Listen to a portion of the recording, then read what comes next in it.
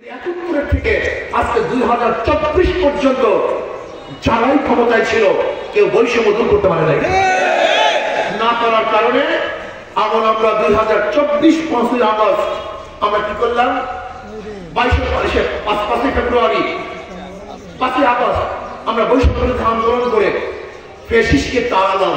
কি ভেবেছিলাম এবার বৈষম্য দূর হবে, চাঁদাবাজি থাকবে না, জুলুম থাকবে না, অত্যাচার থাকবে না, অবিচার থাকবে না, মিথ্যা মামলা থাকবে না, মানুষ স্বাধীনভাবে বসবাস করবে। কিন্তু 5 আগস্টের আমরা কি দেখলাম? হ্যাঁ আবারও সেই জুলুম, আবারও চাঁদাবাজি, আবার অত্যাচার, অবিচার। শুধু চাঁদাবাজের চেহারা পরিবর্তন হয়েছে, চাঁদাবাজি পরিবর্তন হয়নি। এতদিন চাঁদা নিয়েছে ফেমটু, এখন চাঁদা নেই লেমটু। এতদিন ডালি বসে কেমটু, এখন করে লেমটু। শুধু হাতের পরিবর্তন হয়েছিল, চাঁদাবাজি পরিবর্তন হয়। কারণটা কি? এর কারণটা কি? ব্যক্তির পরিবর্তন হয়েছে, দলের পরিবর্তন হয়েছে, নীতি আদর্শ পরিবর্তন হয়নি।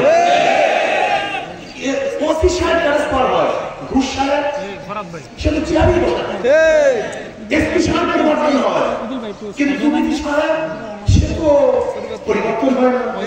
ডিসি সালে পরিবর্তন হয়, কিন্তু দুর্নীতি সালে সে এলাকাতেই থাকে। শুধু ব্যক্তি পরিবর্তনের মাধ্যমে কোনদিন মানুষের শান্তি আসতে পারে না।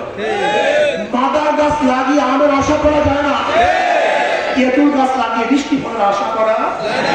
আমরা চোর ডাকাত বদমাশকে পরিবর্তন করে, শুধু চেহারা পরিবর্তন করে আপনি জুলুমের পরিবর্তন করতে চান, দুর্নীতি পরিবর্তন করতে চান? আপনি কি দেখেছেন? জীবন দিয়েছে আমরা, রক্ত দিয়েছে আমরা, জীবনের মায়া ত্যাগ করে রাস্তায় ছিলাম আমরা।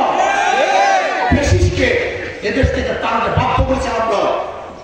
5 আগস্ট আমরা চোর ডাকাত থেকে দেশটা ভরে গেছে। এর জন্য জীবন দেয় না মানুষ, এর জন্য আন্দোলন করে নেই, সংগ্রাম করে নেই। এই ডাকাতদের বিরুদ্ধে, চোরদের বিরুদ্ধে, চাঁদাবাজের বিরুদ্ধে একটা আন্দোলন করতে হবে, সংগ্রাম করতে হবে। ন্যায় আদর্শ আমার ব্যক্তিদেরকে ক্ষমতা বসাতে হবে।